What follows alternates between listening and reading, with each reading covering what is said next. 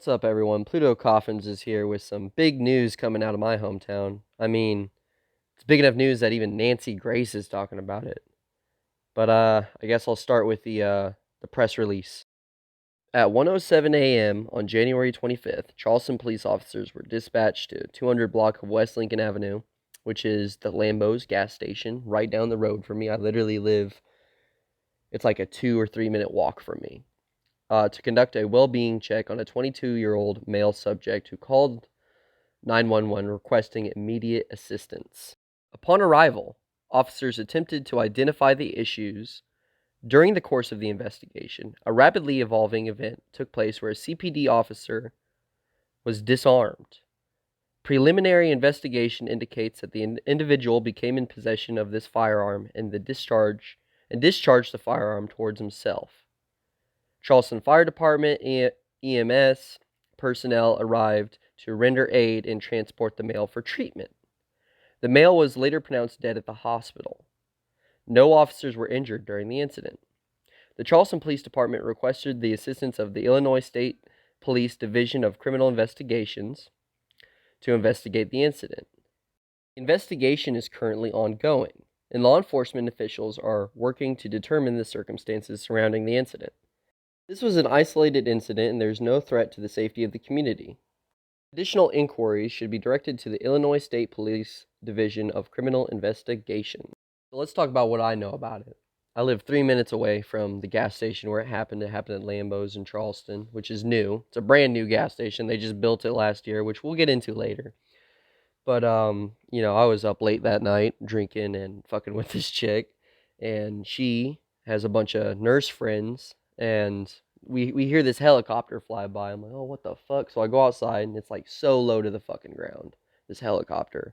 Like, this fucking helicopter so low to the ground. Someone must have got hurt. She's got all these nurse friends and shit because she's in like the medical whatever.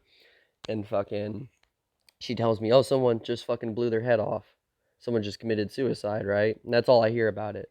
My aunt texts me at 4:01 a.m. and she says, are you up? And I'm thinking in my head, she's a nurse too. She's like a traveling nurse. And she works at Carl in Champaign sometimes. So I'm like, she probably knows about this kid that blew his fucking head off. So I'm like, who blew their head off? And fucking she calls me and tells me the details about this fucking shit.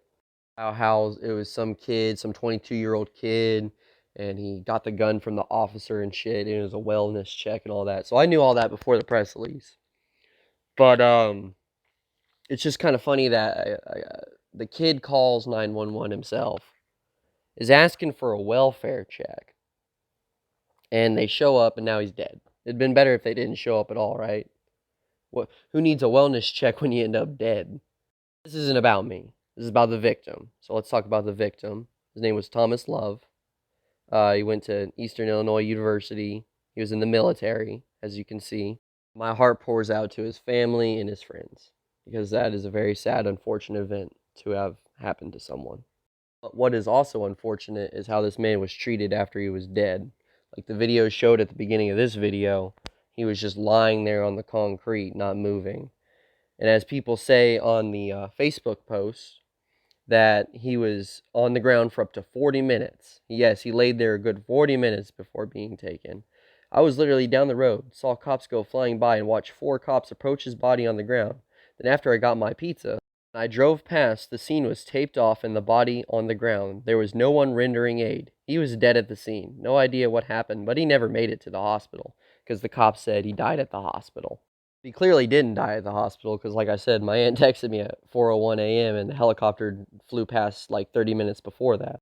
Which my aunt said they won't fly anyone in a helicopter unless they're stable, but how can he be stable if he's dead? And if he's dead, isn't that like the most stable? This all seems kind of fishy to me. But what else seems kind of fishy is that people are saying that the gas station cameras weren't working the day that happened. So you're telling me that this brand new gas station that was just built last year, they tore down the old one and built this one last year, the cameras weren't working on this brand new gas station, even though Huck's has been the same gas station for over 10 years and had someone drive into it one time, and yet they're always posting Huck's surveillance videos on the CPD page to help try and find criminals. So it's just kind of fucking convenient that the cameras weren't working that night. Now, obviously, there's body cam footage, and it would be interesting to see if, oh, the body cam footage mysteriously went up missing. Do I think the kid killed himself? Maybe. Maybe the fucking cop shot him. I've heard speculation. I don't know if it's speculation or what. It was on Facebook, so it could very well be speculation. But this person could have saw it for all I know. That he was shot in the back of the head, is what some people are saying. Who knows? I don't know. I'm not gonna say I know. I wasn't there. I do know that the Charleston Police Department's fucking incompetent. I just made a video about them last month, about them tasing some guy on the ground and arresting someone for recording them. And not do like this other guy wasn't doing anything wrong. He was just standing there recording and shit, being like, no reason, is what he kept saying. And he got arrested. So I know how incompetent the Charleston Police Department can be. So, I mean, someone's dead because of it. Was he wrestling the officer or whatever? I mean, what a bitch officer that you let the fucking guy get your gun. I think that should be immediate dismissal, right? Isn't that like the number one thing? Never let the guy get your gun. Since I made that video last month, I'd like to point out that I was talking shit about the Charleston Police Department before it was cool. But also, yeah, there was like an article that came out earlier last year as well, which I have not made a video about, but I might as well mention it. Most Illinois jails restrain people in chairs. This county violently shocked them too.